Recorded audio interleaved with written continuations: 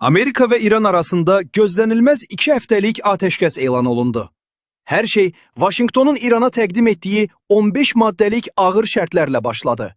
İranın bütün nüvə obyektlərinin bağlanmasını, balistik raket proqramının dayandırılmasını və Hizbullah'a dəstəyin kəsilməsini tələb etdi.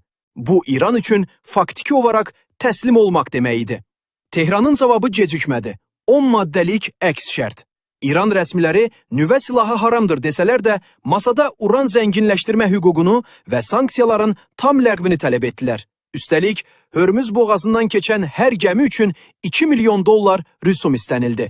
Washington və Tehranın şərtləri üst-üstə düşməsə də ortaq razılığa gəlmək üçün hər iki tərəf digər tərəfin qəbul etmək istəmədiyi hansısa şərtini qəbul edəcək. Bu ateşkəs tərəflərdən birinin digərinə qalib gəlməsi deyil, hər iki tərəfin uduzmamaq üçün masaya oturmasıdır. Bu sazişdə Fələstin məsələsinə də toxunula bilər. İsrail üçün Fələstin məsələsi çox önəmlidir. Sizcə, Fələstinin taleyi necə ola bilər?